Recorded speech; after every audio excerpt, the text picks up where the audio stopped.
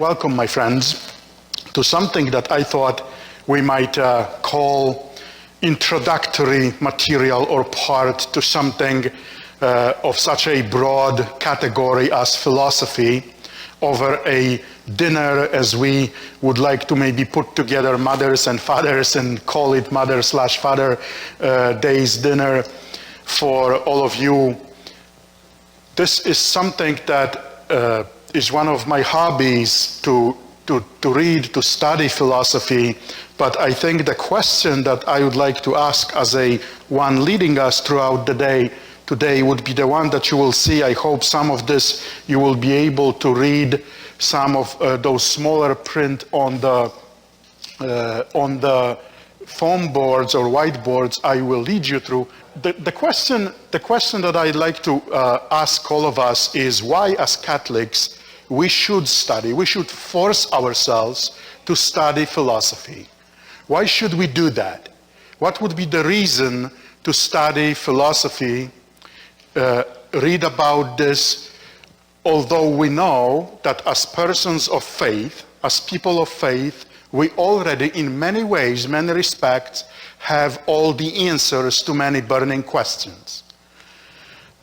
I say it is good for us to study some form of critical thinking, to keep up with you name it, ongoing formation or your own home education, or as you may be signing in for some of the classes, some of the stuff online, you visit libraries, you have circle of friends, book clubs, you name it. The same should apply to us as Catholics with our ongoing formation. Because you know very well, my friends, especially those of you who practice the faith, that Sunday Mass is not enough. You want more when you discover how beautiful that idea of having Jesus there is, how beautiful it is. And therefore, wanting more, where do you go? You know, years back, you will have to travel to some expensive and well-known libraries or take expensive classes and pay for it, of course. Now it's all online, virtual, and free, many of those books. I came up with those 4 answers a long time ago of why to study myself, why to learn myself and read about from antiquity and classics to medieval and modern and contemporary. And then I asked some of my priest friends, especially younger priests who were ordained maybe, let's say, 3 years, 4 years, 5 years ago, and I asked them, Father or buddy or my friend, tell me, how many books per year you read? And then they would look at me and say, what do you mean? I mean, I think we should, as priests, we should read at least 100 books per year. You know, it's ambitious, I know, but we should. And they were like, well, I read 1 maybe or 2. That's not enough, you see, and that's not enough. And that's why I say we are in such a deep crisis. We are where even the spiritual, supposed to be leaders, don't even grasp the idea that, you know, 1 book per 3 days, it's doable when you think about this. You can read 1 book in 3 days. You can allot that time, and when especially you find something interesting enough, you can do that.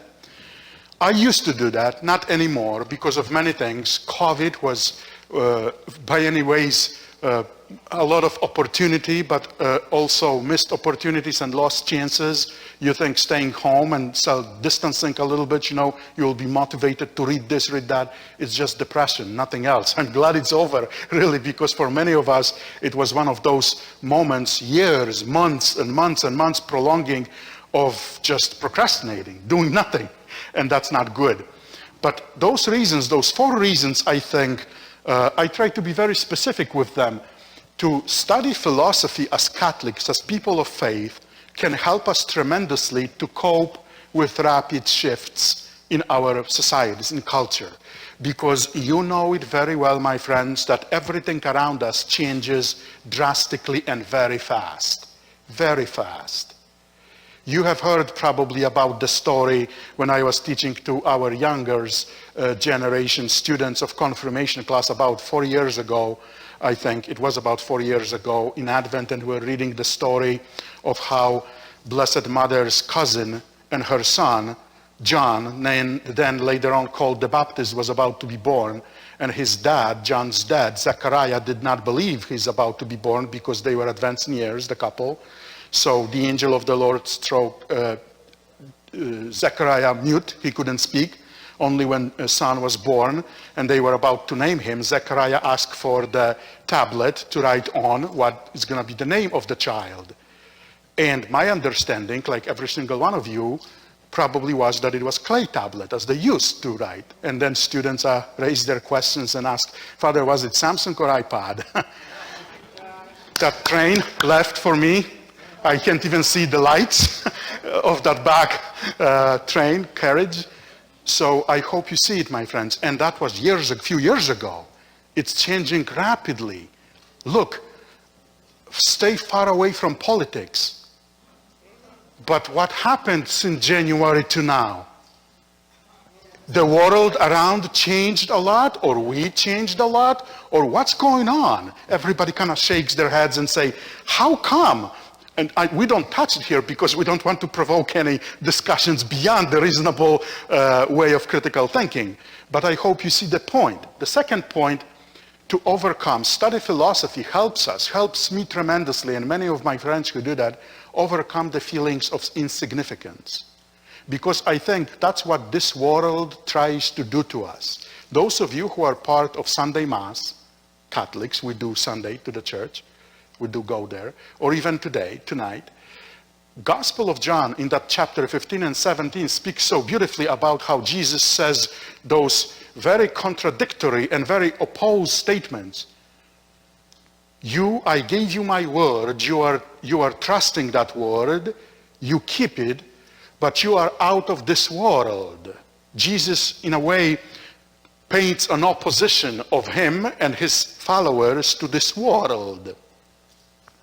Because I think, as it was at his time, and it is at our times, we are living in this world, and maybe being out of this world, being sort of kind of underground, as Catholicism always has been, we are called to change this world, not to fight it, not to combat it, not to oppose it, but maybe change it, transcend it, make it a little bit of the kingdom of God, you see, and then combat that feeling of insignificance. Why should I be insignificant?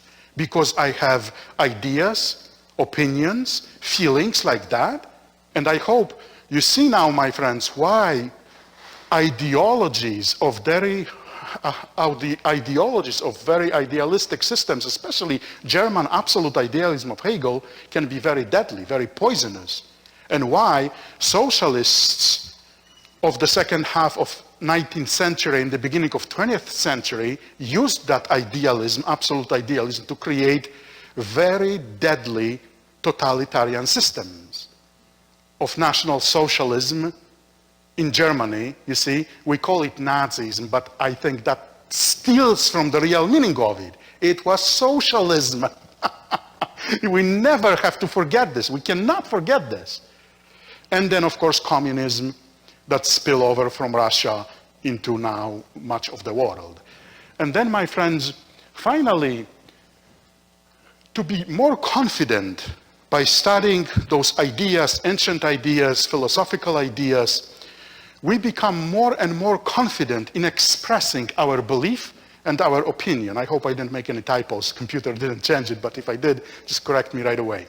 But you see, my friends, those would be, in my head, reasons enough to go through something like we do tonight. From the very beginnings, maybe, very openings, and we do this only because I know some of you have enjoyed philosophy in many ways or forms, or even our meetings from the beginning of my tenure here, which was 6 years ago when we started those Thursday evening meetings. And we did go from openings and introductions to very specific topics of, I don't know, quantum physics, cosmology, go green. Remember some of those talks, like we really had enjoyed our company and talking about those topics. But I felt that some of us have joined who couldn't be part of that process. And then maybe it would be good for us again to start from the beginning with some ideas, some generalizations, to show you how we can use evenings like this to stimulate our mind, our brain a little bit, and maybe if not 100 books per year, maybe we can do 20 or 30, maybe 12, a book a month on something important, because I strongly believe, and someone said it so beautifully, that everything already has been said. Nothing new will come. You just have to find it in the history and then learn from it to avoid repeating the same mistakes. And then when we go about philosophy also, my friends, I think one of the reasons that maybe we can see as Catholics, as people of faith, and I specifically refer to us as Catholics, and by that I mean of East and West, all the 1.2 billion of Catholics. I refer it as Catholics in opposition to Protestant believers call themselves Christians, because sometimes they believe in different Jesus than we do. And I say it with very strong, responsible words here, because how one can compare, let's say, Catholic believer and Mormon missionary when they speak about completely different gods, when you think about this, using the same phraseology, terminology. That's why we study those things, to read in between the lines, you see. We're talking about completely different Jesus and God. And that is why, especially, that's an American phenomenon. American phenomenon only because of the freedoms this country ensures and enjoys, that we have 116 plus different Christian denominations. So you try to find your way in that bush, in that woods. But definitely, I think as Catholics, we face the following, that's for sure, as maybe plagues of the 20th or 21st century. Plague of ignorance of science and the ignorance of religion. Why do I put the reference to the book of Exodus up there, to chapters 7 to 11? You recall, maybe those of you who are familiar with Old Testament a little bit more or studied this, what is presented to us in those chapters of 7 and 11 of the book of Exodus? When Moses finally confronts Pharaoh, he does this with what? With so-called 10 Egyptian plagues, right, plagues. So that's hence the reference. Because I think, not going into details, it's not scriptural meaning, it's philosophical, hopefully, meaning. 2 plagues that I really see crippling us today is the ancient one, which is ignorance, but of very 2 specific fields, of science and of religion. And what they create, ignorance of science and ignorance of religion, I know that this is a little bit smaller, so if you can read it, you cannot see it. I just hope you will be able maybe to see it later on YouTube channel. It's all recorded as well as live streamed. But such tragic ignorance of religion and science, I believe, results in very irrational tendencies. When we have, especially because of the beauty of it, of online and fiber optics, everybody can say their opinion, you see, but doesn't mean it's true or real, what they say. Like flat earth society, you know what I mean? Like this is absolutely irrational. You cannot defend this and people still believe in that. And how do you then confront such person? It's sort of like with religion. How do you confront Hasidic Jew, a Jewish person who believes that this world was created 5,800 plus years ago? Period. No discussion there. That's their belief. You go about this respectfully, but then you hold your opinion, you hold your conviction, and then you cannot fall into irrational tendencies only because you hurt somebody else's feelings. This is the end, as we know, of the world when you allow ourselves to do that. And then I think such ignorance of science and religion results, and it's very visible, in culture and education erosion. Bar now in America is so low when you think about this that it has never been. Now when you hear the news that some of the school districts in the great union, great country, want to eliminate advanced math from their curriculum, Lord Jesus, we're supposed to be measuring up, not down. We're supposed to be better and better and better every day. This country, like that in that beautiful movie with that actor, it's a beautiful clip from that movie when he was a reporter and says, it used to be great country. We used to make great steel, trains, you name it, tanks, planes, what have you. And now, with Mr. Lindell and MyPillow, that's a beautiful product, but that's what America makes today? I hope you see it, my friends. What happened to this? HP, Dell Computers, Ireland made this. This China, this is India, this is that. What happens to this country when we lower the bar? You see? Complete erosion of the system. Have you ever tried to have a considerate, simple, objective, with no agendas whatsoever discussion about IQs in this country? Forget it. You can't. You will be canceled in the cancel culture. Very objective study of us psychologists claim to be objective, which I think it's ridiculous, it's subjective, always will be. Then yet nonetheless, you cannot talk about this because what? Right?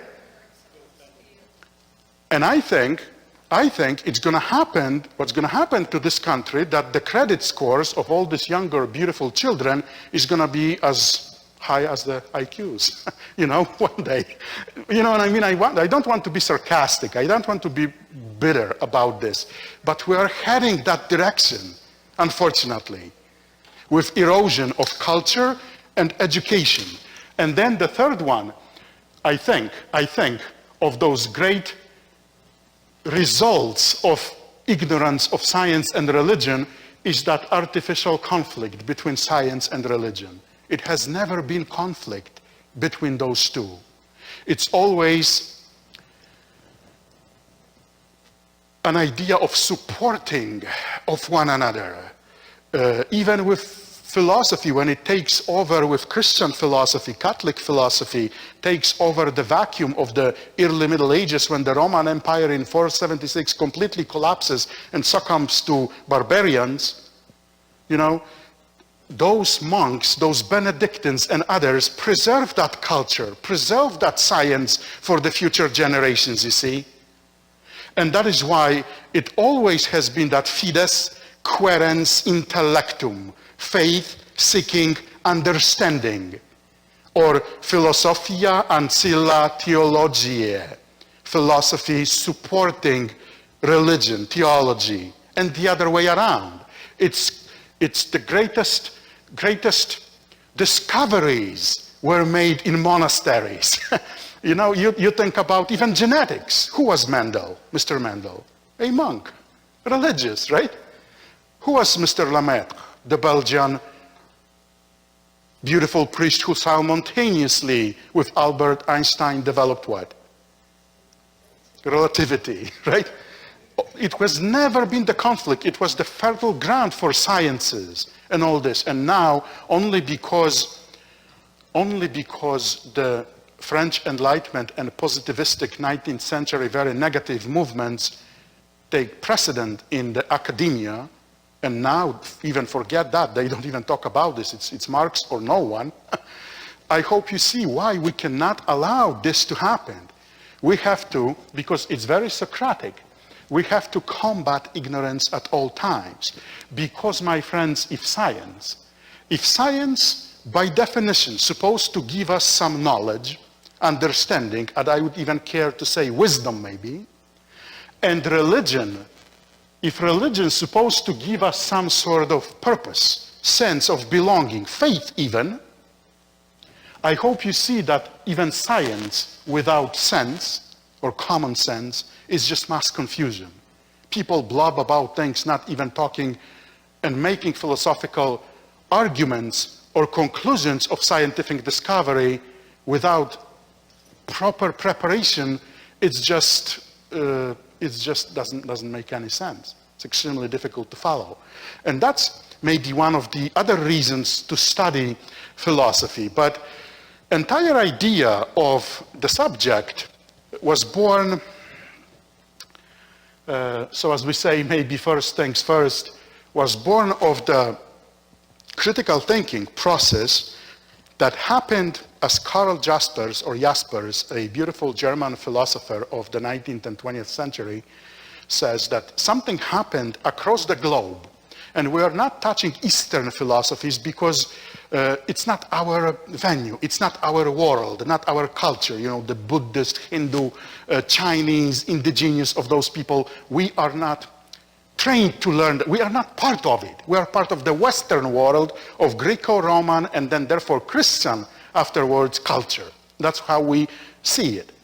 And Karl Jaspers would say that about in between 800 before Jesus was born to 200 before Jesus was born, in that period of time, and he called this Axis age, axis from like the axe, the line, across the globe, between those years, in about 500 years, half of millennium, a huge revolution happened of critical thinking that cultures and people navigated with very specific schools of thoughts and writings from theogonies and cosmogonies, which stand for beliefs in different gods and goddesses, how they rule the world and are responsible, let's say, Aphrodite for love, Athena for war, Mars for war in Rome, you know, all those gods and goddesses, into theologies and then more critical thinking,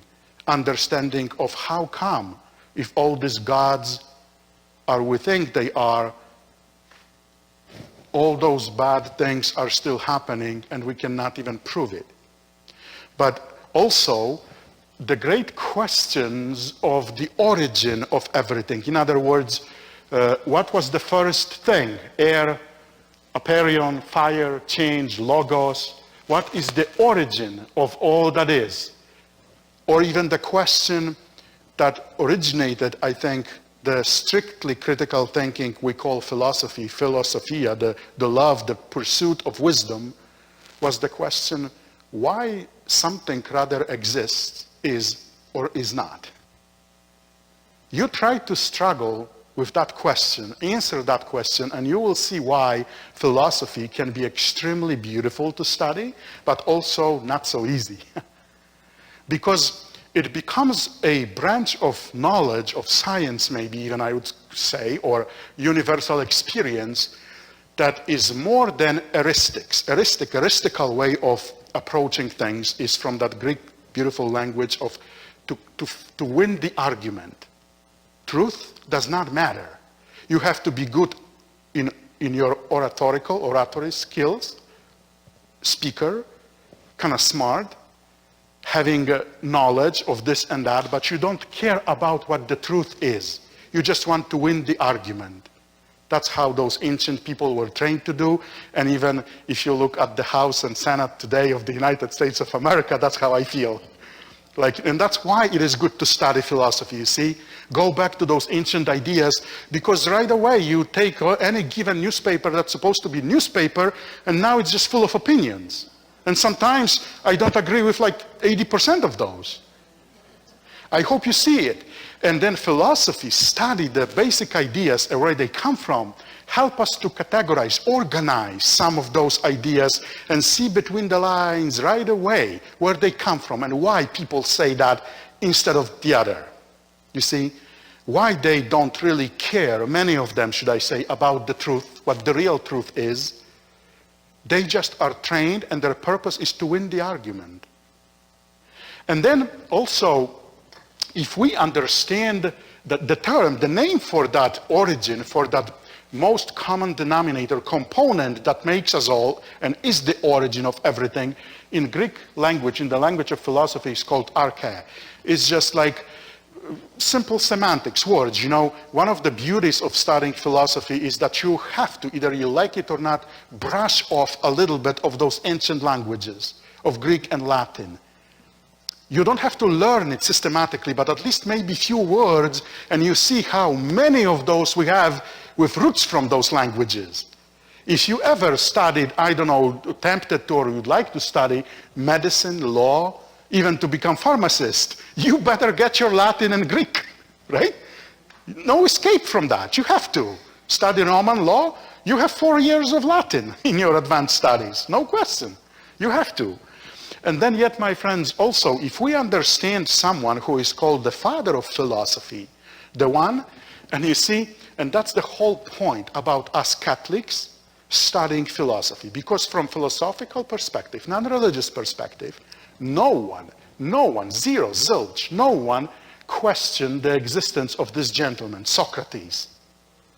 But he didn't write anything. He never left us anything. We only know him through a couple of much later philosophers, Plato and Diogenes Laertius. And you see, no one questions him. And the gap between where Plato, who writes about Socrates about 500 years before Jesus, where he lives, and the earliest copies of his works from about 600 to 700 years after Jesus, it's almost from 900 to 1,000 years gap between original and the resources we have. And no one questions this gentleman, and rightly so. He lived, he existed. But when it comes to Jesus, you see, same thing. We don't have anything he wrote down, and yet half of the world questions his existence.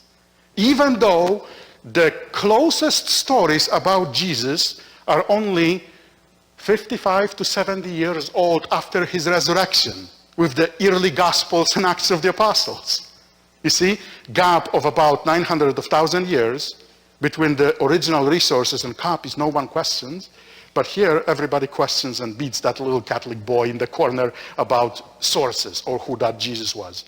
You know, we are not people of thinking that Jesus was a development or developed as a hallucinogenic mushroom, as one of those groups from Colorado tried to convince the world and America in the 60s, you might remember it, religious groups, that he was nothing else but just a huge, they didn't base it on Gospels, they based it on Nietzsche and Marx.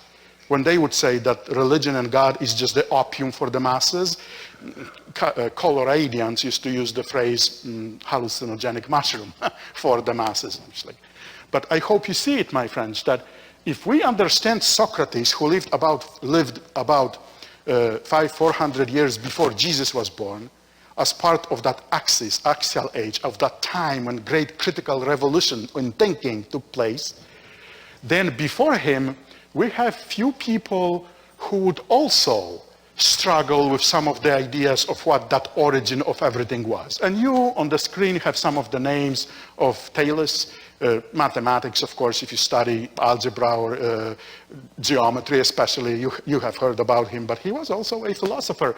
And we have some other names who would say that, those philosophers who would say, I think the origin of everything, the most common denominator, the origin of everything, the building, the most common building block, if all can agree upon this, is the air, or apeiron. Apeiron is one of those undefined entities, like sort of ether, to better understand this, that nobody sees but everybody believes it exists. And then, or water, or earth, or fire, or maybe a tremendous study can be done on this gentleman called Heraclitus. Heraclitus, who is famous for his saying, Pantare. You definitely have heard this.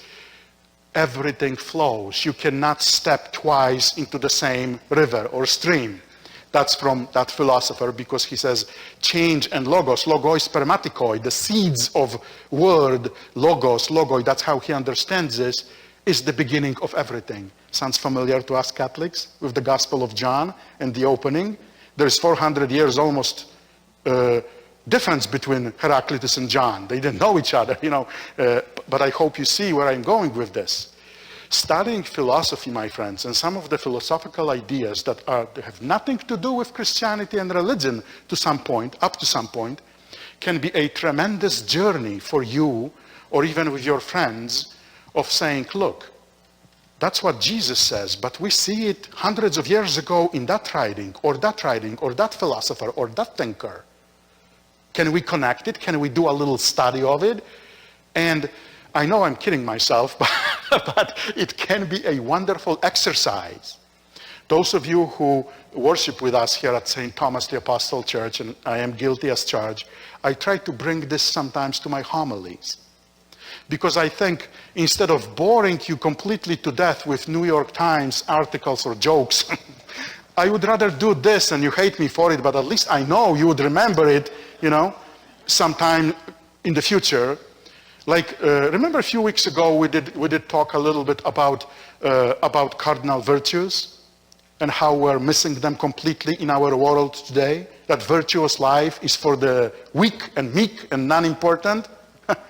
But that's those people. Socrates, in essence, whatever Plato writes about him, and that famous dialogue of Plato, from the books of Plato, we know about the Socrates. When Socrates, before his trial, when he goes to the city gates of Athens and discusses with some of the people, he comes across one of his friends called Euthyphro. And therefore, one of the dialogues of Plato is called Euthyphro, of how Euthyphro is about to charge his father with the mistreatment and complete failure to treat his slaves, his helpers. And then Euthyphro tries to argue with Socrates about virtue, about piety, holiness, what it is.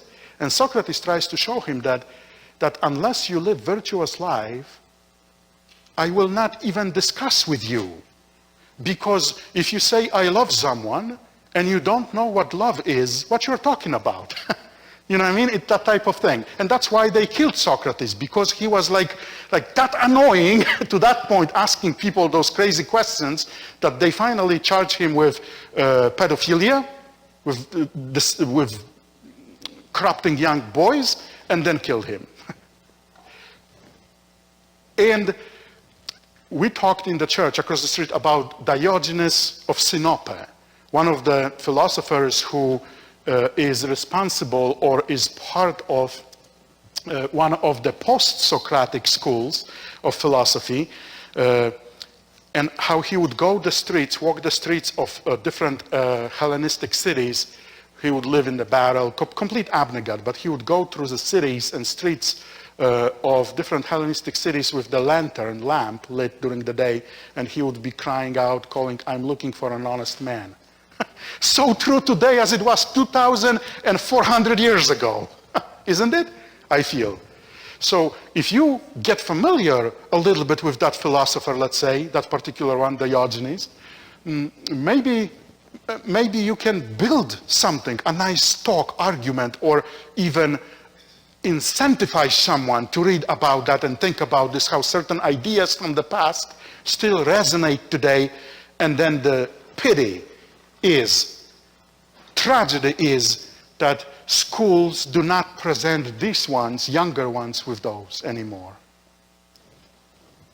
And then the second part of studying philosophy is that say what? I think you should say why, because that's the question. That's the philosophical question. You see, sciences try to answer the question of what, when, how many times, you name it.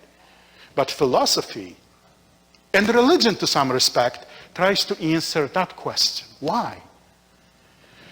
Daniel, if you are graduating, right? If you still want to graduate beautifully, every class you go to from today until the day you graduate, you just raise your hand and ask your teacher, but why? And see how it goes for you, right? But that's how great ideas were born. But you imagine what could happen now for honestly, sincere teenager who tries to, not to yank the teacher's chain, but ask the question, why? But why? Philosophical question is that one, is why. And then, of course, different categories of philosophy would have different answers to such questions. In general, we distinguish all these philosophical distinctions, ideas, thanks to Aristotle, who was a student of Plato and teacher of Alexander the Great. We're talking about some people of magnitude here. But in his books, that's how he would catalog his books. Ta Physica would be the major book of Aristotle, Ta Physica, on physics, on physical world, the world around us. And whatever was escaping that experience, that what we can tangibly experience, he named metaphysica, from before the physics or around the physics. And then it's nothing more and nothing less, but when today you use the word, oh, it is metaphysical, right away you think about some new age smoke coming up. You know, it's like, and that's what studying philosophy helps you to realize what those words really mean. And yes, metaphysica or metaphysics speaks about time, existence, mind, thought, things that are not measurable, quantitative, that escape microscope and then scientific lab, but nonetheless you cannot deny their existence, you see. They're just simply, although in the world or around the world of physics, you cannot measure them somehow. And then maybe another discipline or distinctions, especially distinguishment that philosophy can help us to make is distinguish between realism and between idealism, where in realistic philosophies who subscribe or critical thinking, ideas that are students, offshoot of realistic philosophies, realism, would always say that the entities, anything that you can imagine exists independently of this. You see, like that square circle, perfect example of idealism. That idealistic philosophy is that reality is only a mental construct. And therefore, only whatever exists there is immaterial. I know it's such a difficult concept, but when you make a little bit of a study and then cross that bridge of understanding of how and what our thought, our thinking process is it a result of the world of physics, chemistry, and our brain only? Or is it something else?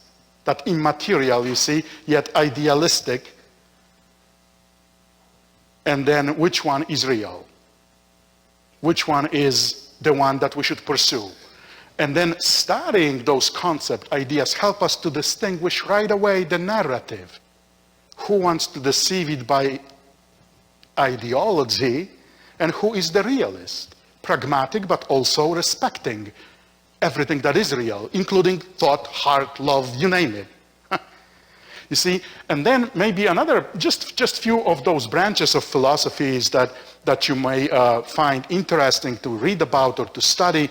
Ontology, again, play on words, on Greek words, the study of being, of becoming, reality, substances, ontology, and then epistemology. Epistemology, again, big word, but it's a play on words of episteme, science, you know, the way of knowing things, of methodologies, of this empirical, very rational experience. But then yet greater argument comes about so-called a priori knowledge and a posteriori knowledge. It's strictly philosophical terms, and when you get through them, you will gain a powerful tool to always hold the discussion and say the question, why? How do you know that? Is it a priori, prior to your experience? Were you born with it? Is it innate, imprinted in you? Or is it a posteriori? Or you have experienced it in scientific lab and therefore you're speaking from experience? You see? Fancy words, but touch upon very important questions. And I maybe will just direct you to a little example of this whiteboard, foam board, of those three fundamental questions of Immanuel Kant, that Prussian German philosopher from 18th, 19th century, 18th century, who was genius by all means, from Königsberg, genius. And then he was asking that question. What is the real knowledge? A priori, from before experience, innate, somehow we're born with it? Or a posteriori, afterwards, after we experience? He asked those three famous questions. What can I know? How can I know it? You see? And then what should I do? In three different books: Critic of Judgment, Critic of Pure Reason, and Critic of Practical Reason, with this categorical imperative, what should I do? In other words, morality, ethics, how should I live? Those three questions seem very simple, but try to read those three books by Kant. After 10 pages of each, you fall asleep and It's not coma, but it's extremely difficult to go through it. But when you go through it, my friends, you gain such a powerful tool of what we see here, that this gentleman, this philosopher would say that things, what we see, what we experience, never ever present themselves to us as they are in themselves. It's only a phenomenon, appearances, because I only can judge by touch, smell, maybe not taste, right? But cookie, yes, right? And appearances, but that's not what that entity really is. What it really is has to be somewhere, and I have to find it. And then therefore, that phenomenon, and then therefore, later on in 19th century, beautiful branch of philosophy called phenomenology, with Edmund Husserl, Martin Heidegger, amazing, fantastic, how you make your judgments, and then those judgments, when they become pure knowledge, pure philosophy, you have to take everything else not pertaining to your question in parentheses. Everything that you know about your question, that you studied about your question, just focus on the question, and then object, and then that's pure philosophy. You know, it's called phenomenological reduction, taking everything else in parentheses, or the object of your knowledge in parentheses, everything else suspended, you see? I know it's a little complicated, but you see, our consciousness, our subjective experience make our senses active in that epistemological, knowledgeable, in that process of knowing. In other words, some very objective, as Kant would call them, glasses. He doesn't have vocabulary for computers yet, therefore Windowses or portals or you name it now with the computers are innate. We are born with it somehow, and when we grow up, they are liberated in us to operate like distinctions, categories, height, depth, you name it. You see, but within themselves, they don't exist. They are just lenses that help us to categorize, organize this very complex universe. And only both, you see, both. Yes, some of the idealism connected with subject, with me, the real crying and crying thing, suffering thing, loving thing, only then it makes it real. It makes it a real object of inquiry, philosophical inquiry, because without real, practical, only idealistic, the categories of our knowledge, process of knowledge, will not be enough to state something for real, to be pure science, pure knowledge. But then going back, my friends, a little bit to philosophical categories, logic is of course the one, I don't know if you had to take in your schools, high schools, maybe even then colleges, logic, formal logic. It sounds very easy, but it's not. You have to learn by heart, really, logical fallacies and some of the arguments. Otherwise, you know, simple things. A equals A does not equal B, or minus A. You know, like those distinctions, categories that unless we learn them, it's like with learning other languages. Unless you learn 1,000 or 3,000 or 5,000 words, forget it. It's must. Computer won't do it for you. You have to learn it. Same with this. But learning it, that formal logic, some ways of thinking, not making the logical inconsistencies, mistakes in your speech, in your action, helps very much, very much. And then two, I believe, very powerful, and yet everybody heard about them, philosophers of the antiquity, of the post-Socratic systems and schools, are Plato and Aristotle. They live very close in time, in age, but differ substantially. Plato, the first one, Platonic philosophy, he would always stress in all his dialogues, in all his books, that only ideas are real. Famous icon, famous graffiti, famous picture of Plato is that cage with the shades. You know, like we are just but mere shadows of something of us that is real, but is somewhere else. It's the idea of us. We are encaged shadows of who we really are. You see? And that idealistic thinking is very right, very correct, but also by the same token can be very erroneous, misleading. Because, you see, Plato would go as far as to say that material reality is not real in the sense that it's not the only reality. It's just the fraction, shadow, phenomenon, that appearance, as Kant would say, of something that is only real.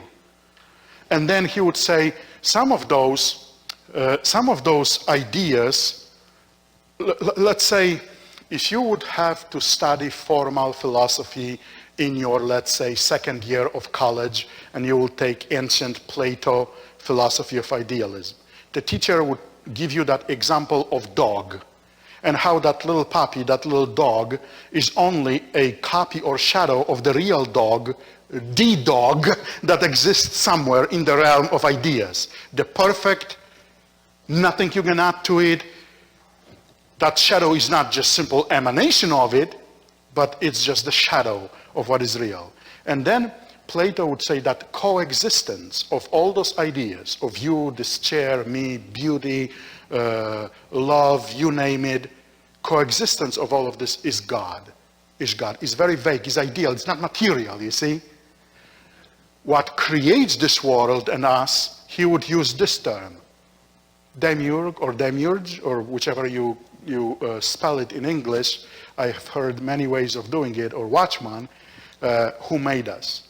But God is coexistence of all those ideas. Ideas, not shadows, not us. We are just mere shadows, not important. In other words, you see, that's why many Eastern philosophers would like to convince the world that Plato definitely traveled to Far East and learned or studied with the Hindu or maybe even Buddhist philosophers and thinkers, because to him the idea of metempsychosis, which is called karma, in other words, the journey of the soul to different bodies, different levels of organization, is not remote. Yes, Plato speaks about something like this, but in completely different respects. Not in Hindu or Eastern respect, of being punished or rewarded by virtuous life to live life of an ant or cow, or finally dissolve in nirvana when you live very virtuous life. Plato is a little different. Philosophical distinctions only here. And then his student Aristotle, very smart man, who liked to teach his students by walking. That's why we call his school peripatetic.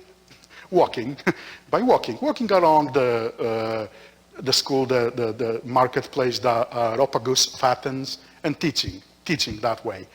But Aristotle would say that his teacher, Plato, was only right in as far as those ideas exist only here, nowhere else.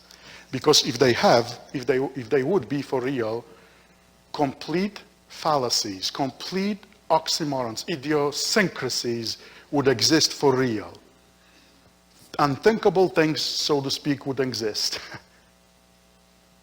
Because we can think unthinkable when you think about this. Horrors, monsters, they are not ghosts or spirits or the netherworld. They are us. They are born here. And here sometimes, you know. Like when you were a kid, right? I was a kid, I know. I was scared of ghosts. Now I'm scared to go to Grand Central Station a little bit. You know, there's no ghost there, believe me. But you see how it works, my friends? That's the pure philosophical distinction between idealism and realism. Both are anchored in each other somehow, hooked. But then yet, studying it helps you to articulate it better and understand it better. And then Aristotle, this gentleman, say that everything we know of, you know, like in a few slides back when we talked about the origin of things and how they work and when they come from, he says everything that we know of, this table, this chair, this hair, not this one, Donald's maybe, this whatever, is made of two very distinguishable realities, entities, matter and form. And he would use those Greek words for it, hyle for matter and morphe for form. And he would say both make substance of it. In other words, John is 25 years old, 6.6 feet 2 inches tall, and then we can keep describing John with the very material forms, mold that John, dissect him under the microscope, but who that John really is, what makes his Johnness, it's this, it's that form. That matter of John, of his cells, of his tendons, of his body, of his genotype, always seeks actualization, you see. Matter always seeks realization, like Mr. Lamera here, very respected and acknowledged master of masonry and carpentry, all those works here, right? You take a brick or stone or something and you mold it in a way that from that matter you give it form. That brick, that otherwise non-describable form, seeks actualization through your talent and your hands, you see? And only because you know how to, let's say, make that countertop or make that stone into brick or make that wood into table, you see? That process Aristotle describes as always, to give it substance, always consists of those two elements that always fluctuate, that's why we call this system helomorphic, Aristotelian system, and it's realistic. He is the realist in opposition to Platonic idealism. And then Aristotle also touches about God and then who that God is, and he says, I can't say. I think it's probably one of the most honest answers I have ever heard. I know it's non-kosher, or maybe if that was 400 or 500 years ago, Dominicans will burn me at stake, will put me on the little fire, for saying that. But I think he is one of the most beautifully articulated persons to describe who God is. He says, I don't know. I think is that. But all I can say is that some form of that God, something that made you and me, he describes as unmovable mover. That's where he stops, nothing else, you see. And then, of course, after those two philosophers, we have, I'm just going to go very fast with that because there's no reason, no need for it to talk about, to some great detail about those schools, philosophical schools and systems after Aristotle and Plato. Some say that one might feel that Plato and Aristotle's schools are the only one worth reading or studying, that everything else is just the synthesis or variation or elaboration on those two systems. I think it's much more than that, although yes, to some extent, because those two giants, Plato and Aristotle, gave us those two legs, so to speak, of walking straight on ideas and being realistic in the same time. But then yet those schools like cynicism, with that Diogenes we mentioned about walking with the lantern, it's called cynicism, not because we now subscribe a certain feeling to the word, feeling, like to be cynical. Everybody knows what it means. I know I'm becoming more and more cynical, even about our own faith here. Something is going on with that I cannot explain, and that makes me sometimes very cynical. But that idea comes from the word, Greek word for dog, puppy, kinos, canine. Because Diogenes and many others in his school would be like those little dogs biting the ankles of all those noble citizens of Athens, asking those questions like Socrates. But why? Tell me why. Or, if you are so noble, why you do this and this and this, and I know about this. and then maybe some other schools like Stoicism, especially that particular school of Stoics would emphasize the virtuous life. If you take any of the letters of Julius Caesar even, or Marcus Aurelius, those Roman emperors from closer to Jesus' times or right after Jesus's, Stoic, virtuous life of facing whatever is coming at you with dignity, and then still living that, virtuous life. Stoic philosophy. And then maybe a little bit of skepticism. Epicurean philosophy is extremely interesting because Epicurus, like maybe even many of his friends, started a movement and school of thought that is so prevalent today in the West. Two words that philosophy uses, Epicurus uses, or Lucretius in this famous book, De Rerum Novarum, or Natura, De Rerum Naturae, on the nature of things. He makes an argument that only materialism exists, that even human spirit is the result of materialistic background. But the point is, those two words, ataraxia and aponia, and hedonism.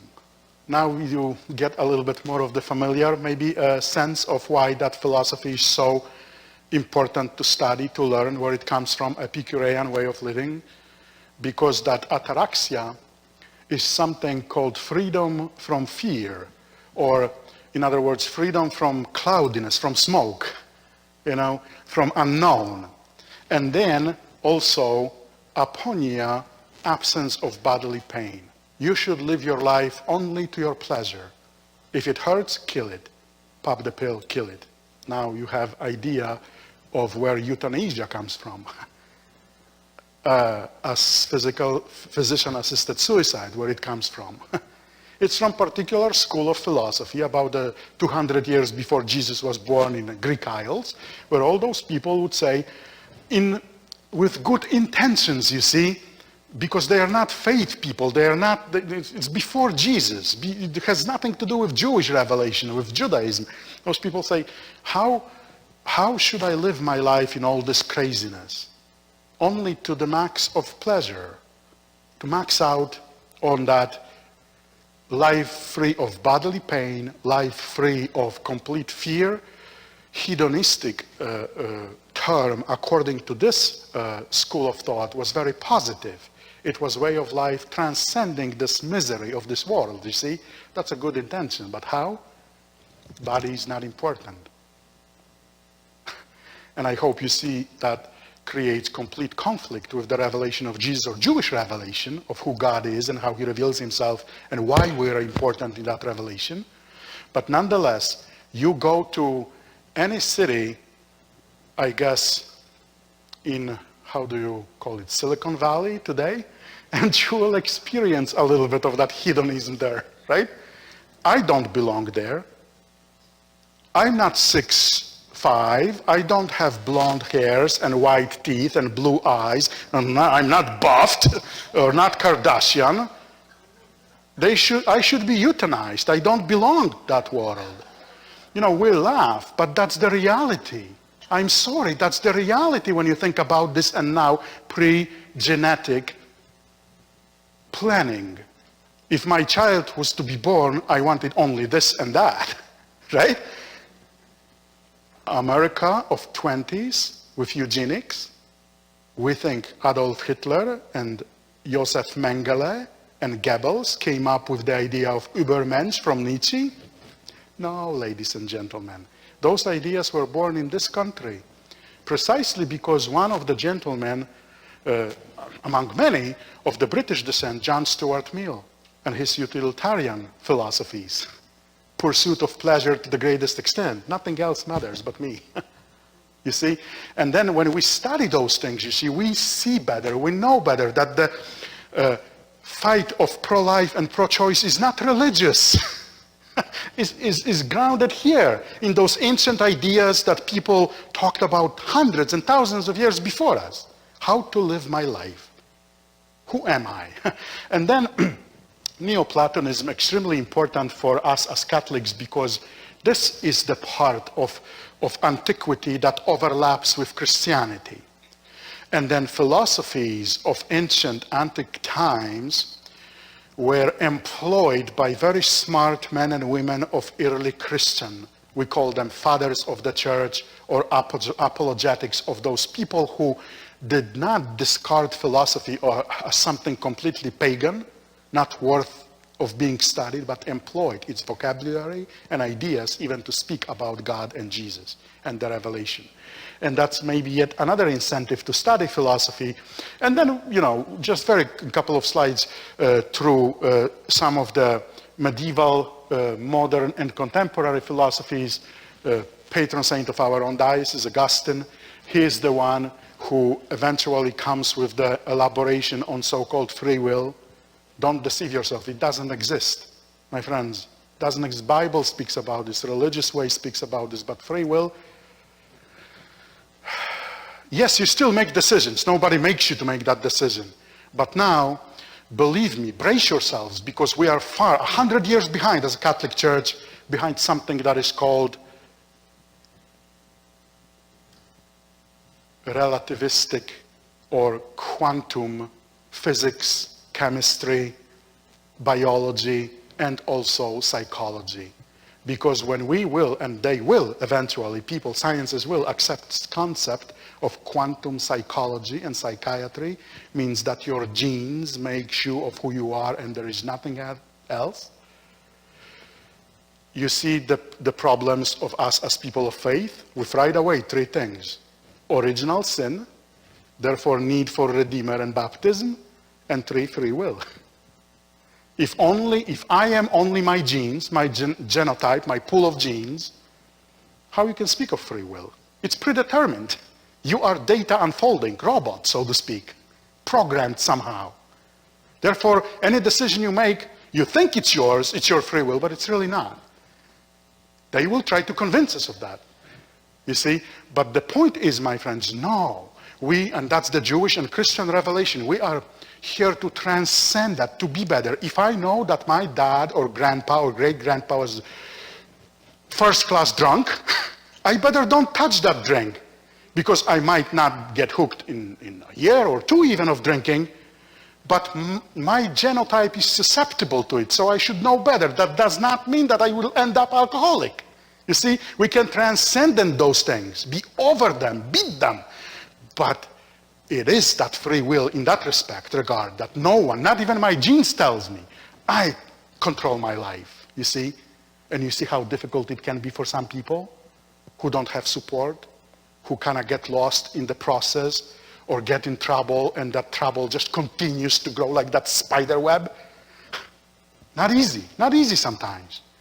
But we will face it. Believe my word, in 10 years, maybe 15, that so-called, if we faced quantum physics and quantum chemistry, biology, we will face quantum psychology and psychiatry.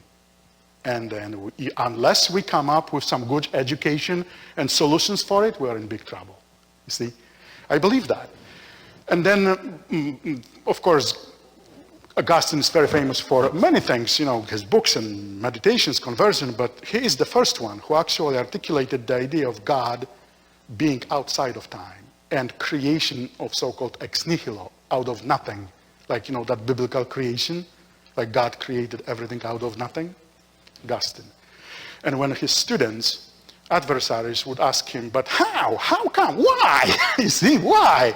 How come? Why God exists out of time? What he does in all this free time before he created you and me? Augustine would say today to his adversaries, he was creating hell for people who ask questions like you do. So, but that's Augustine, right? You have to have sense of humor about this, but that shows you that 1,600 years ago, someone was thinking as we're thinking and feeling as we are feeling and put it in writing, and we are not rediscovering the will. We just have to jump in and read and study and learn and make it ours. So you say, oh, I've heard this somewhere. No, I read about this and I know who said it. It's mine. I know it. Moment. You know what I mean? I knew it all along. I couldn't phrase it. I couldn't put it in words. But you see, all that study, I believe, helps me to do so. And then, of course, famous ones, Boethius, but then Anselm. Anselm, and that is the Anselm of Canterbury, Archbishop of Canterbury, the famous one for his Proslogion, famous booklet and ontological argument about the existence of God. Of course, it's flawed because it is an argument that it can prove or disprove the existence of God, but this argument goes like, you think about entity so good, so beautiful, so up there that you cannot think of anything higher, and that's God. But he needs to exist. Because only this, you see, when you keep it here, it's idealism. Only exists in your head. Therefore, it needs to exist. And that's the flaw of the argument, but how you can prove it? You can't, you see, physically. But the argument within itself, it's logical. That's why it's attributed to him, and many took upon it. But the famous one for us, for Catholics, is, of course, Thomas of Aquinas, who gave us many of the ideas that we still operate with, and then he lived, good 800 years before us. But still, we operate with his categories, vocabulary, and even the ways we think sometimes about our Catholic faith. And then the way they presented it, it was that scholastic way of argument, contra-argument, question, elaboration, and therefore maybe support of philosophy, religion, and conclusion. That was a deep, thorough homework, you see, done with resources and what we know so far. Therefore, whatever tells us the faith and the Bible, we apply to it, and therefore that must be the answer. His famous 5 ways of proving the existence of God, quinque vie, 5 ways, arguments of proving how God exists, are actually via negativa, ways that speak about of who God is not, not of who he is. It's kind of negative way of showing that everything that we know is not God, and therefore we cannot know him for real. But that final part of each argument, each way, each of 5 ways, must be God. And then modern philosophy, of course, is something that many of the names you will be familiar with. Many of those names, my friends, and maybe you have read about many. Of course, Cartesian way of thinking, cogito ergo sum, I think, therefore I am. That famous philosopher, René Descartes, Cartesius, who was a medic in the 30 Years' War, Protestant-Catholic War, and he was deeply wounded in his leg, and sometimes, back then, the only cure was a good vino by your fireplace. No more entertainment, was no Hollywood back then, right? But nonetheless, he was suffering and maybe even hallucinating due to the disease, sickness that he endured in the war. And then eventually, when he got cured, he would say, I wasn't sure if he was suspended between the worlds, if I was alive or I was dead, but because I doubted, I know I am. I existed. Without that process of doubting, you see, I knew I'd be dead. And then, of course, elaborated then to thinking, not doubting, thinking, therefore existing. I think, therefore I am, cogito ergo sum. We kind of tend to forget that original part of it was I doubt, therefore I am. And that's Cartesian doubt, the way of thinking, questioning everything simply, and then dissecting it, making it very real inquiry. And then, of course, the great problem of Descartes, Cartesius, is that dualism of mind and body, real, ideal, where you draw the line, or can you even? And then also maybe more familiar names of Tom Hobbes. That's very famous Leviathan, his booklet, British or English. I think he was Scottish, if I'm not mistaken, if memory serves me well. But he's the famous one in his Leviathan, in his booklet. He says those words, homo homini lupus est. Man is like a wolf to another man. You see how it is contrary to our revelation of Jesus, how we're supposed to love one another. And that's how eventually, many years later, centuries later, positive existentialism would try to counter, say, no, we shouldn't be wolves to one another. We should see in the other, and the other would be the existentialist word for friend, anyone, someone worth of respecting, should be your map, your compass, your guide to your own conscience and heart. How you see sometimes God in complete stranger, the other should determine the outcome of your living, or conduct of it, therefore. And then, of course, Blaise Pascal, very famous French philosopher, famous Pascal's wager, about God. And you have to take it. That's the precognition. You have to take that wager. It says God either exists or not. And you'll never know in this life for real. But if you assume that he exists, you have won You have won everything that God promises you. And we are talking about, of course, Judeo-Christian revelation, Jewish and Christian.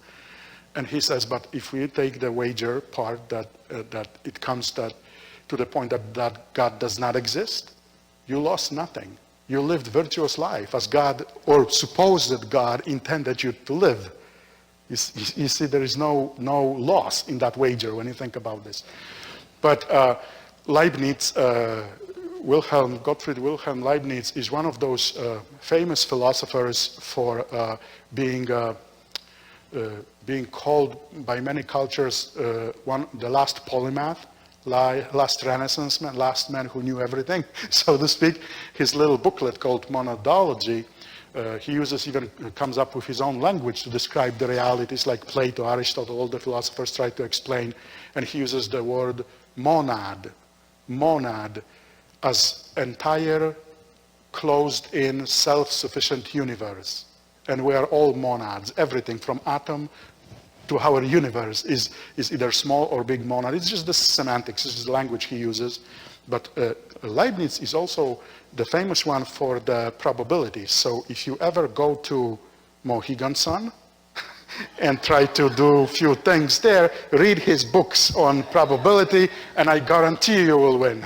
I never tried it. I don't go there for that. I go there for kind of boxing maybe sometimes, but that's Leibniz. And Leibniz also wrote beautiful defense of so to speak, the question why innocent people suffer. Famous Theodicy. His book Theodicy, Leibniz's book, is probably the most comprehensive answer to the question why innocent people suffer. Because that's a philosophical question. If God exists, why suffering exists in the world? Why innocent people suffer? It's called Theodicy, placing God in court, charging him with that crime. If you are God, why then? You see, philosophical question of why innocent people suffer. And Leibniz gives beautiful explanation. Next to him, I would say, it's only maybe C.S. Lewis with his little booklet on heaven and earth, and also maybe John Paul II with his encyclical letter, Salvifici Doloris, on the redemptive aspect of human suffering. Otherwise, we will never be able to comprehend, understand it, why people suffer, unless it's somehow connected with Jesus' suffering. Otherwise, it's pointless. Why we suffer? You know? And then, of course, German idealism, with the absolute idealism, the idea of the dialectic triads with Hegel, and then of course transcendental, more useful idealism, but by Immanuel Kant. And then, of course, contemporary philosophy, which is the last of the slides, from nihilism of Nietzsche and some of the individuals like Jean-Paul Sartre or Albert Camus or Simone de Beauvoir. You know, when you try to read some of those books and read the culture of 21st century in respect of those names, oh, those were geniuses. Those were their books, and their ideas were so profound, like The Second Sex of Simone de Beauvoir, the protagonist of feminist movement. But in reality, those people, and then the way they wrote about stuff, were so disjunct, this completely detached from reality, speaking about genocide there and war there in the nice cafe of Paris after the war, sipping a little, cappuccino with a little croissant, solving the problems of the suffering children. How you can take someone like that for real? You know what I mean? Of course, those are your ideas, your philosophies, but don't put them on a pedestal. Don't make of those individuals idols or attributes of God ascribed to them, because they're just individuals like everybody else. And I like to call them very negative existentialists, negative contemporary philosophy that say, like Jean-Paul Sartre, there's being unto death, nothing else. The greatest philosophy, Albert Camus would say, is suicide. You just have to end your life because it ends in misery anyways. It's nothing but the train of misery. So why live? You see? But even when you transfer to positive existential philosophies with Kierkegaard and followers, they would say, yes, we understand all that. But there is much more than suffering to this. Like Dostoevsky. If you ever read Fyodor Dostoevsky's novels, forget about famous ones, Crime and Punishment or Brothers Karamazov, but Notes from the Underground or the others, and some of those, yes, it's suicidal, somehow dark, and and it's always blood splattering all over when you think about this. But the point is, human love and then virtuous life can win at the end. Yes, the process can be very difficult, but it is achievable. And then when we turn maybe to more of the Christian or Catholic existential philosophers, we see it even more clearly, and that's something I'd like to show you. But in essence, my friends, why it is good for us, for Catholics, to study philosophy, I would say those reasons would be, as you might see on the board behind me on that screen, the pursuit of truth. Or that, let's say, pure knowledge, wisdom, pursuit of it, not winning the argument. You see, that's the Greek and Romans and today's or every country's parliament, to win argument, not to care so much about the people. They do, of course they do, to some extent, but I hope you see what I'm saying. And then maybe also to master this critical thinking when we take a little bit of the difficult tasks upon our shoulders of reading and studying of logic, of language, how to express ourselves coherently so the argument follows, instead of becoming a heated, hot-headed scrimmage, just to have a very, very persuasive, logical argument that never, never hurts, always builds, when you think about this, respectfully. But now, you see, when we have begun, we started with erosion of culture and education. Look what happens. You can't even have a real argument. First of all, many adversaries are not ready. They don't do their homework, first of all, so talk about what, right?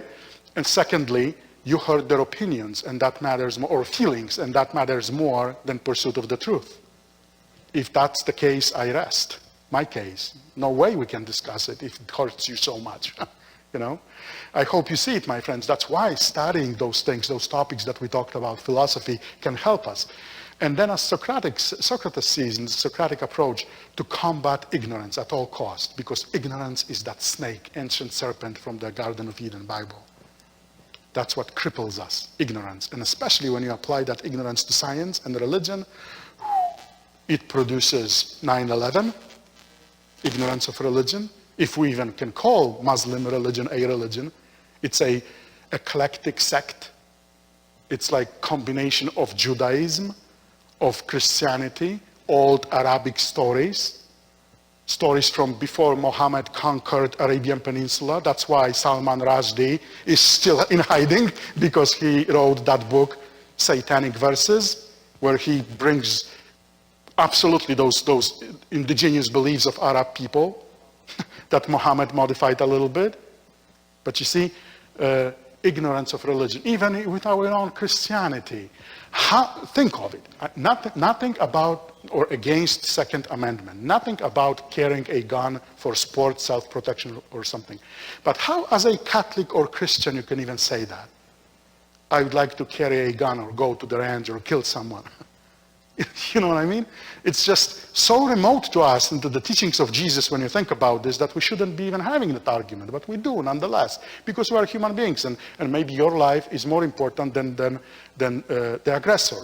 And then neutralizing the aggressor, justifiable, right? In that whole critical thinking. But then yet, I hope you see it, my friends, why it's good to study it and to combat ignorance on every level, religion and especially science, to have more coherent, more understandable society. And then live, of course, virtuous life and help others conceiving their own ideas, like Socrates did his whole life, and many other philosophers, not giving you answers, but helping you in the process. You see, eliminating what is non-essential or even erroneous, purifying the water, so to speak, so it's healthy to drink.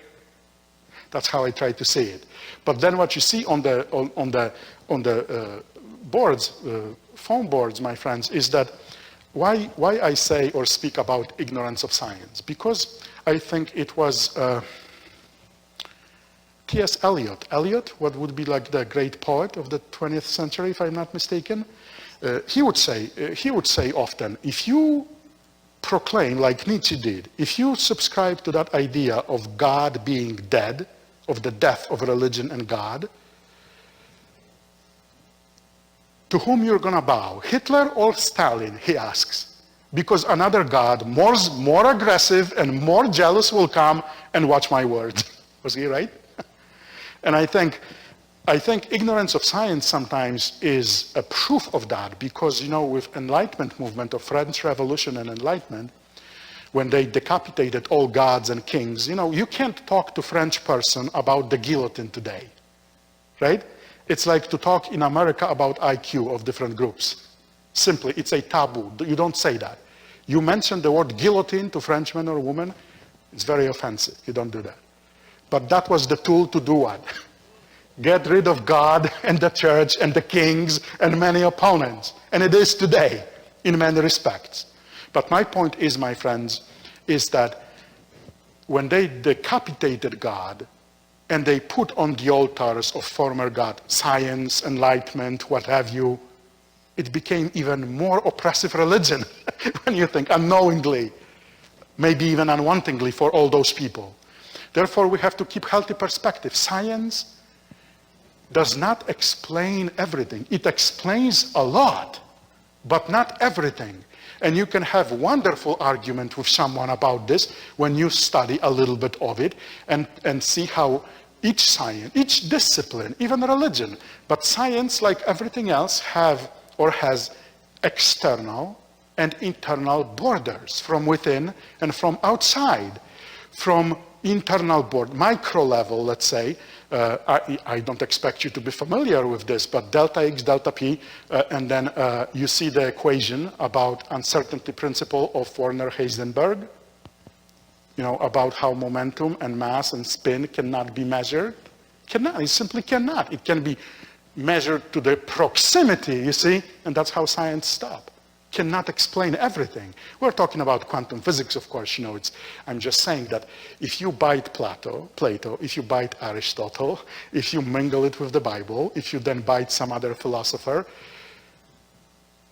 unbeknownst to you, you fall in love with quantum physics because some of those ideas, today's ideas, explains many things from ancient times. But then yet, my friends, you also can see it like uncertainty principle is something that uses that Max Planck constant, the smallest mass energy movement slash frequency slash mass that can be measured. You know, we're talking about theories still, yes, proven by every age, by every year, but then yet nonetheless from the global perspective, cosmology out there, external borders of science, it also has limits. To give you a simple one that we cannot cross, if we will be traveling galaxies now, is this one. And you all learn about this in your schools. 186,000 miles per second is what? Speed of constant. That's your scientific border, you see? So, is to say that science explains everything, you just take the person to the water and make them drink. You can't do that, right? You can just only take them to the water. But you see, if they cannot see it or acknowledge it, there is no argument there. They're deceiving themselves, you see? And I know it takes some time to develop love, zest, likeness for different philosophical ideas, to read this, to study it, to talk about this. But it helps. It benefits you so much. In small steps, you gain a few things: methodology, tools of discussion, argument, reading, language also. You brush off those ideas where you become more familiar and more confident with it. And it builds your, how do you say it? What's the English word for it? Fiber, God, constitution, right, of who you are, right? Precisely. And then maybe something.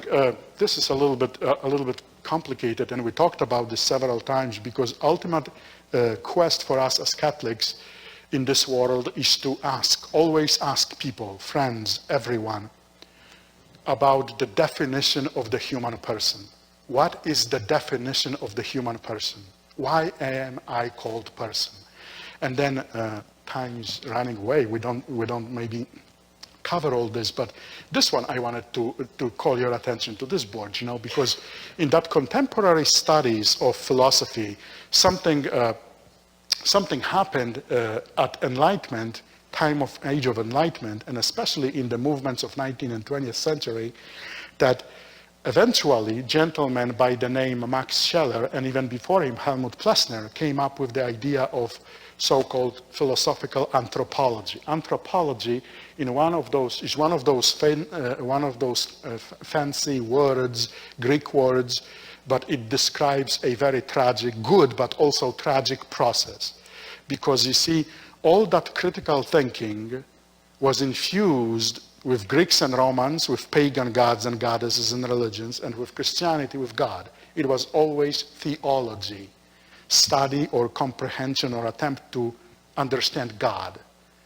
With this, we turn completely from God to anthropon, human anthropology, not study of God. God is dead. It's study of me, of human. I take place of God, you see.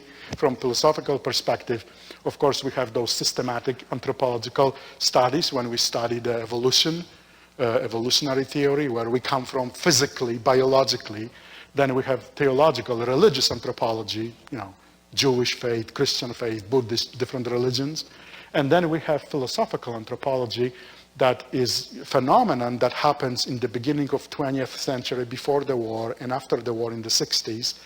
And then a couple of philosophers dear to my heart, especially this one, Max Scheler, who is of the School of Phenomenology, Edmund Husserl student, who comes up with some ideas, beautiful ideas actually, about the process of comprehension, of understanding. And he says, why we eliminate in the process, even scientific process of understanding, of mathematics, physics, chemistry, lab, emotions, like love.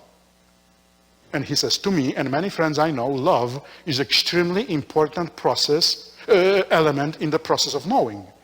People, things, it's such a powerful emotion that makes me cry, laugh, die, And then he goes, of course, more systematic about this, and then definitely speaks about human being from biological perspective, but he also respects similarities and addresses differences. Max Scheler, for instance, is famous for that statement, that saying that there is no difference, really genomic difference between chimpanzee, and Edison, who developed the bulb. It's only 0.3, if I'm not mistaken, % in genotype, in genetic sequence, between chimpanzee and human being. But he says, but the difference between chimpanzee and Edison is of 7-mile step. Yes, we belong to the same world of nature, but you know what I mean? And then he will eventually come up with some of the ideas of what makes you then, you, me, human being, human person. It's not, he says, it's not your soul, it's not psyche, because even St. Thomas Aquinas says even plants have it, animals have it, different forms of soul, of psyche. Not immortal one, not like us humans, but it's not what makes us us. He says it's definitely not intelligence, because to certain even rudimentary way, even animals have intelligence. That's not what makes us us, human beings, human persons, he insists. What it is, he says, is this, the Geist, the spirit of human mind and human heart, and then interaction between makes you, you.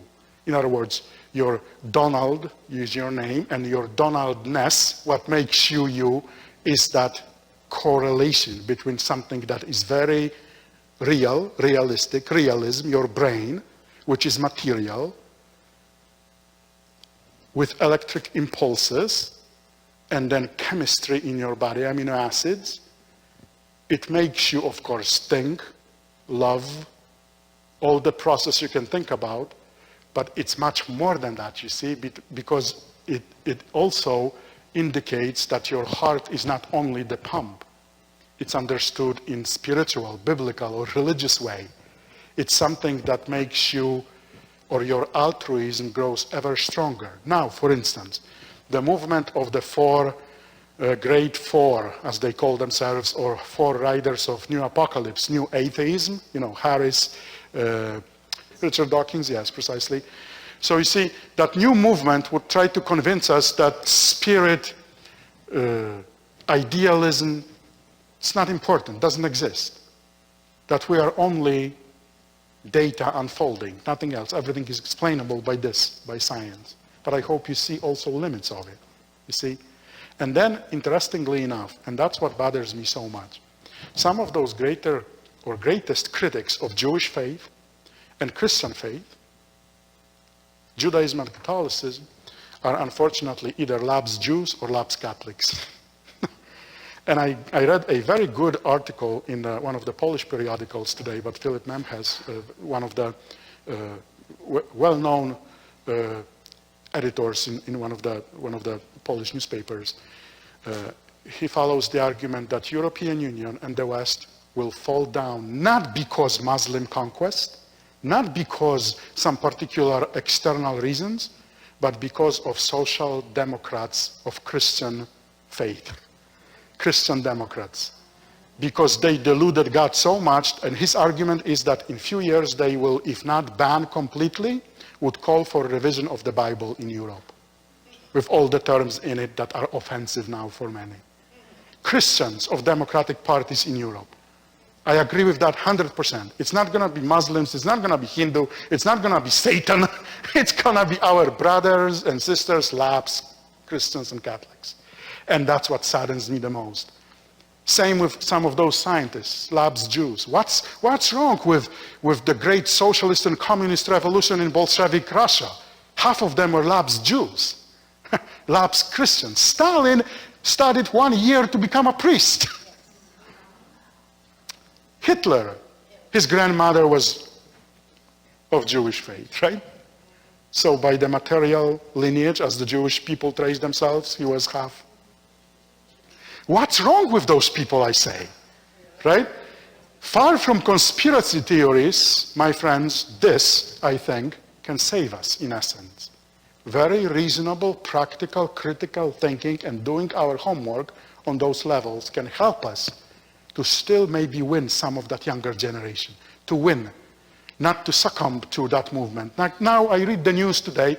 Maybe it's fake news. I don't know. I don't filter anymore. I just read it as this with my morning coffee when I come from morning mass. I read the news. Black Lives Matter movement is now like Palestinian and Hamas movement against Israel. We unite. I rest my case. I rest my case. I understand, yes. What do you do with those poor Palestinians and Arabs living in your territories? You pay them to leave, you do this, you do that. You cannot do bombs, but it's not Jews that do the bombing. It's the other way around, you see? And then, far from politics, of course, my point is, my friends, we still have a chance. Some of those things that we talked about tonight can help us, can help. And we will continue with this, on a monthly basis, especially maybe after summer. We'll start again in September with some of those topics to be more specific. Maybe if you'd like to follow, continue with this, be interested in some of it, because it can help us, incentivize us to take a book or two or do a little lesson or study like you did with Richard Dawkins. I mean, we did class on him a few years back and I don't remember his name. Don't get old, please. You forget those things, right? But you see, only because they are appealing to certain masses, certain people, does not mean they are right. French Revolution was appealing to certain people, even to more by guillotining them, but French even don't talk about this now. And look what happens in the Republic. Generals are formally called for intervention because country is falling apart. French generals ask Macron to do something before it's too late. But who am I? Simple village priest talking about those things, right? But it's dear to my heart, it's close to my heart. And then what bothers me the most is that if disaster will come, it will happen through democratic Christians who have nothing, absolutely nothing to do with Jesus anymore but the Word. Like some of the churches or denominations we speak about. that are sects or far away from even religion or real, and then yet nonetheless we're supposed to respect them because they speak about Jesus. Well, Stalin did too. I'm sorry. He did. He studied him thoroughly a year or more. So thank you very much for your attention.